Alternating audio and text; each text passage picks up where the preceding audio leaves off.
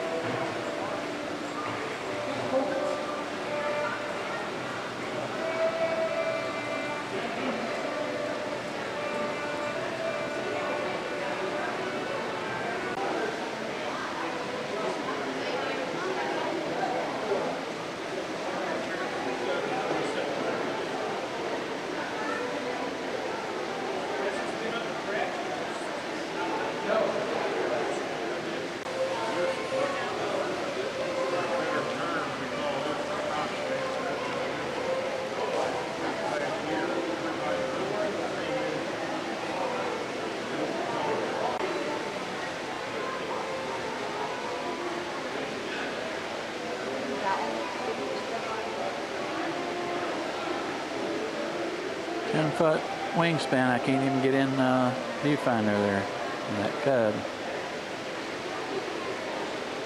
This is one of the little 4-stroke engines. It's a 2-cylinder. You see they're sticking out both sides. And that's that big multicolor 8-foot wingspan. This one right down here, this is a 10-foot wingspan. The motor on it is a weed eater motor.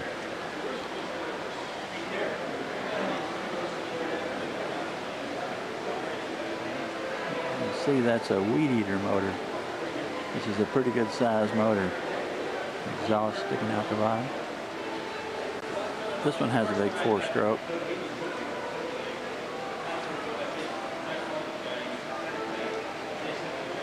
It's about an 8 or 9-foot wingspan.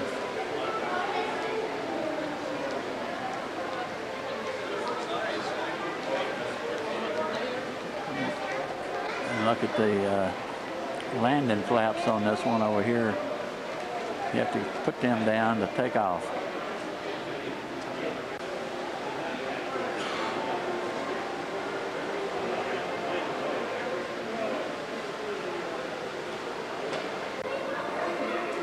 Check out the motor on that one. That's just a little 5-foot wingspan. But it's got a big old motor on it.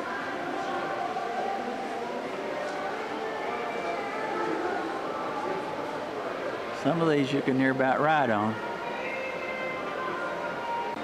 Look at this P40.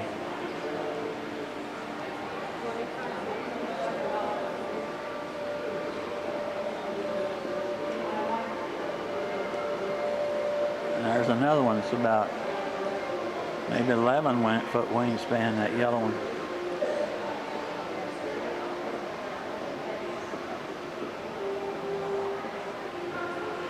That's about a 20-inch prop on that one there. And there's another one, we just saw one like that earlier.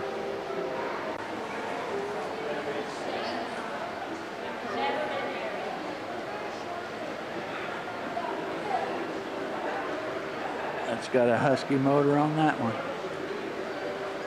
And a 22-inch prop.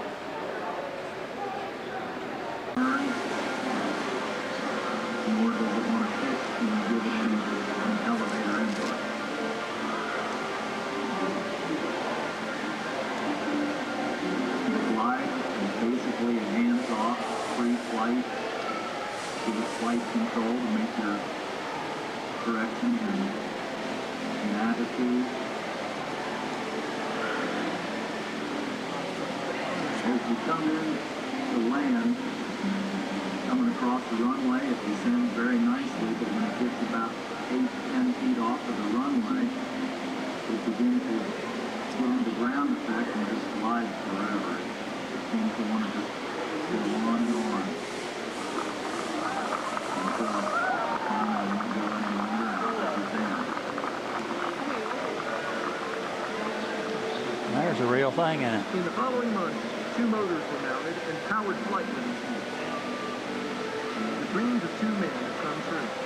Pope and Densler hope to fly the Pterodactyl at air shows and other public events. Share with the audience sights that have not been seen in our skies for over 65 million years. This is Shane Maynard of the Cincinnati Zoo Report.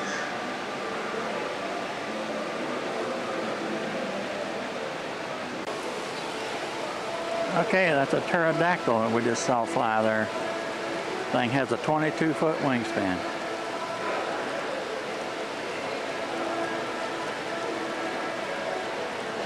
Took that guy 3 years to build that. And it flies like a champ. Got 2 little 90 motors on it.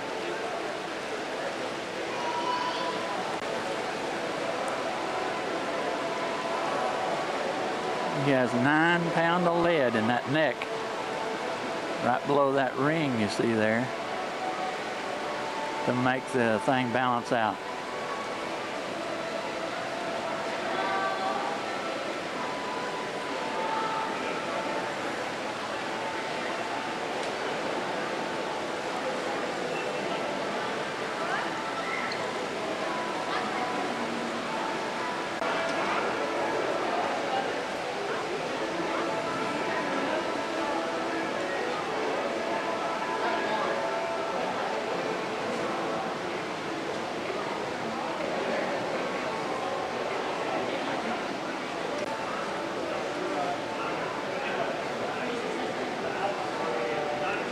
Look at that pusher prop on the back of that.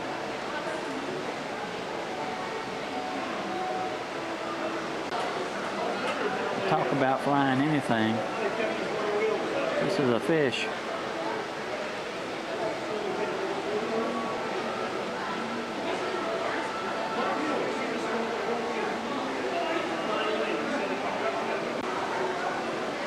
This is Snoopy. I guess that's who that is riding on that disc.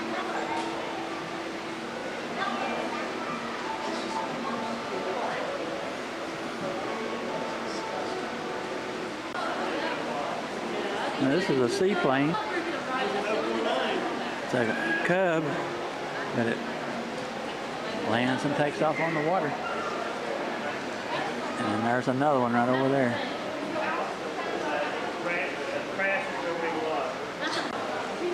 There's one of the 4-cycle engines. See the push rods in the front of it?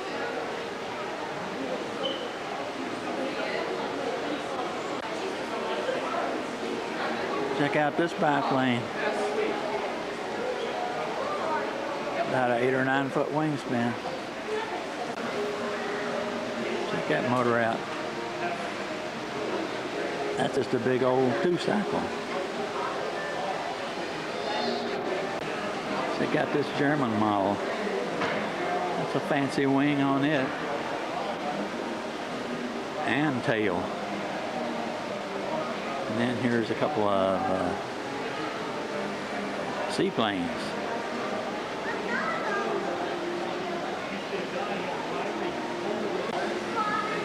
This is another grasshopper like the one we saw before. And over here is a railroad sign. They just about build anything and fly it. And way off in the distance you can see the pterodactyl. This is a Learjet.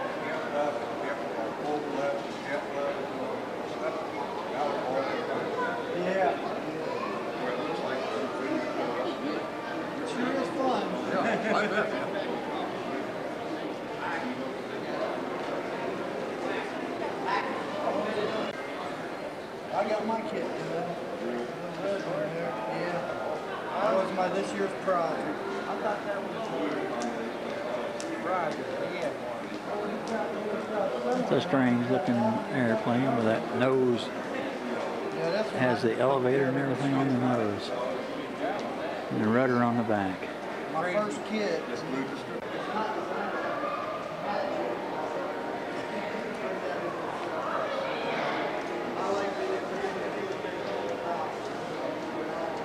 To make them lighter, you can see how they built this one. Got the big holes in the wing. Cut down on the weight.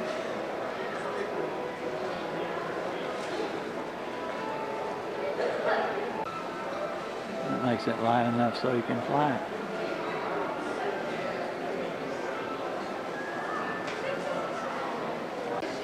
They get pretty fancy with some of these cockpits.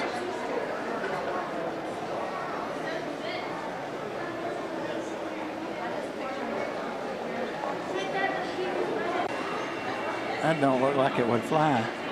The body is so big. It's all body. But it's skinny. That's a skinny body. And here's a flying wing. The thing will do about 150 miles an hour.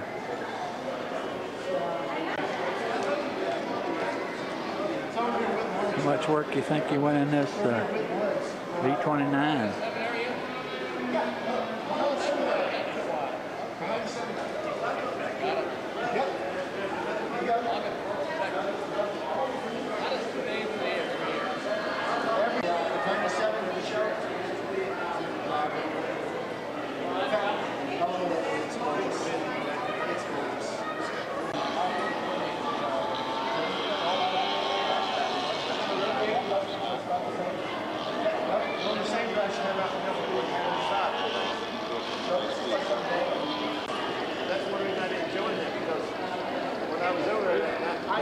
Airplane with an ultralight wing. Nice looking two-stroke four-cycle engine.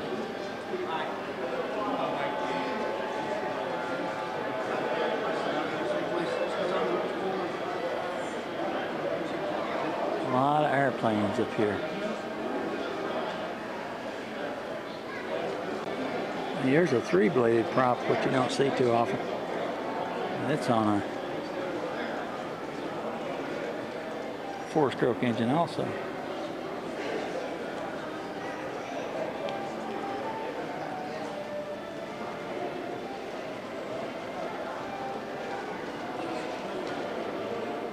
Hundreds and hundreds of hours of work. And sometimes it only lasts a few seconds. Then it's scrap wood.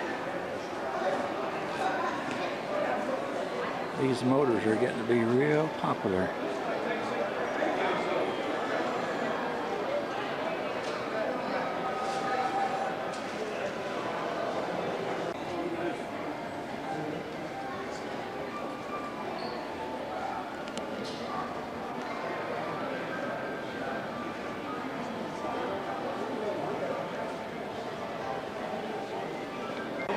Simulated jet.